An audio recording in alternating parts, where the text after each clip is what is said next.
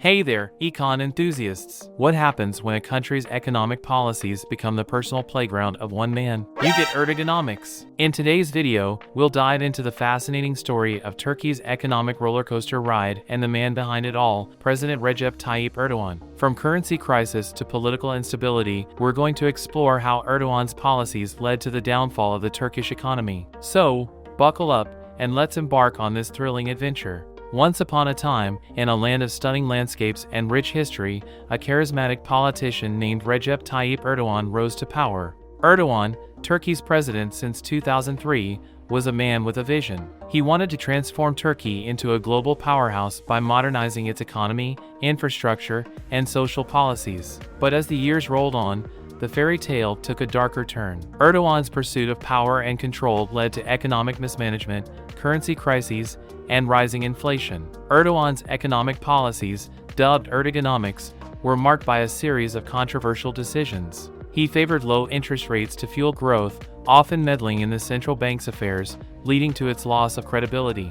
This interference raised concerns among international investors who began to question Turkey's commitment to financial stability. Moreover, Erdogan prioritized massive infrastructure projects like the $25 billion Istanbul airport and the $3 billion Istanbul Canal. While these projects showcased Turkey's ambition, many saw them as vanity projects rather than wise investments. The funds could have been better allocated to support small and medium-sized businesses or enhance the country's social safety net. So, what's the recipe for Erdoganomics? Take 1 cup of low interest rates, 2 tablespoons of vanity projects, and a pinch of political meddling. Stir well and watch your economy crumble. The Turkish lira took a nosedive, losing over 80% of its value against the US dollar since Erdogan took office. This currency crisis made imports more expensive, increasing the cost of living for millions of Turks. To put this into perspective, imagine your favorite imported product suddenly costing 4 times more than it used to.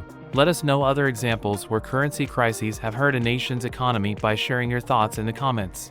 As the lira plummeted, inflation soared, with prices skyrocketing and citizens struggling to make ends meet. In 2021, Turkey's annual inflation rate reached over 19%, and it's still climbing. This high inflation rate has made it difficult for Turkish households to plan for the future, as the prices of everyday items like groceries and utilities continue to rise unpredictably. If you thought the lira was on a roller coaster, wait until you see the price of baklava. Erdogan's power grab led to political instability, with accusations of corruption, suppression of free speech, and the infamous 2016 coup attempt. This political turmoil further weakened Turkey's economy, scaring off foreign investors and increasing the risks for Turkish businesses. In response to the coup attempt, Erdogan's government cracked down on perceived enemies, leading to the dismissal or detention of thousands of public servants, academics, and journalists. This crackdown has had a lasting impact on Turkey's civil society and has further eroded confidence in its political institutions. Turkey's strained foreign relations with countries like the US, EU, and Russia also played a role in its economic downfall. Disputes over human rights, territorial claims in the eastern Mediterranean, and Turkey's purchase of a Russian missile defense system have all contributed to a tense geopolitical climate. Sanctions and decreased foreign investment have taken a heavy toll on the country's economy. We would like to discuss how you guys think Turkey's foreign relations could improve and what steps the country could take to foster better international cooperation.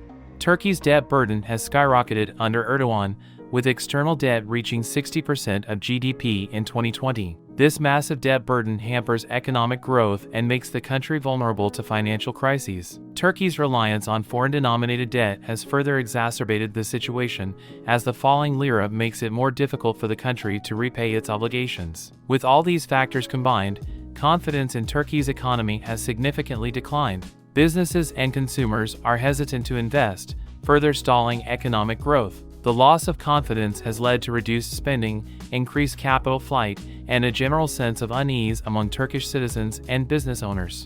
Another consequence of Erdoganomics has been the brain drain from Turkey, as skilled professionals and academics leave the country in search of better opportunities and more stable environments. This exodus of talent further weakens Turkey's long-term economic prospects, as the country loses valuable human capital necessary for innovation and growth.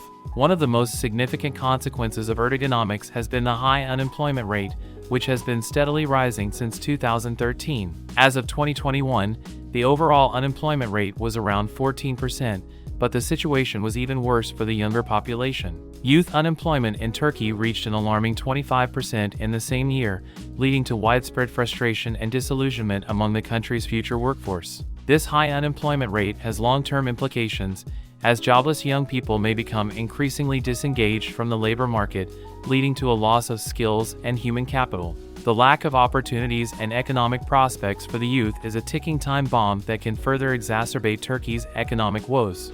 Another factor contributing to the downfall of the Turkish economy under Erdoganomics is the inefficient and untargeted social spending. While Turkey's social spending has increased in recent years, the allocation of these funds has been criticized for being poorly targeted and inefficient, with limited impact on poverty reduction and social welfare improvements. One example of this untargeted spending is the social assistance programs in Turkey, which often fail to reach the most vulnerable and needy populations. This inefficient allocation of resources can lead to increased inequality and exacerbate existing social problems, further hindering economic growth and stability. Turkey's economy has long been characterized by an overdependence on imports, particularly for intermediate goods and energy. This reliance on imports has made the country vulnerable to external shocks, such as fluctuations in global commodity prices or changes in the value of the lira. The currency crisis and the subsequent depreciation of the lira have only exacerbated this issue, making imports even more expensive for Turkey.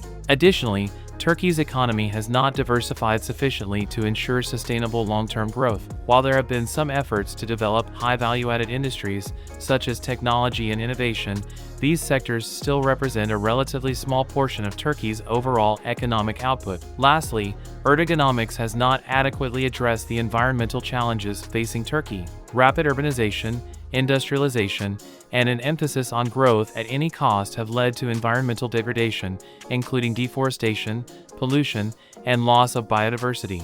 These environmental challenges can have long-term consequences for Turkey's economy as they threaten the sustainability of vital resources and the overall quality of life for its citizens. So, as we've seen, Erdoganomics has led to the downfall of the Turkish economy through a combination of economic mismanagement, currency crisis, rising inflation, political instability, and strained foreign relations. But here's the twist. Can Turkey recover from this crisis?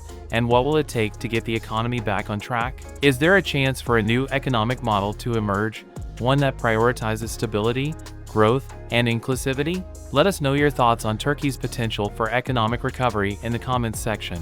Let us also know the alternative economic policies or strategies that could help turn the situation around. Make sure to subscribe and hit the notification bell for future videos on the global economy, and like and share the video if you found it informative and engaging.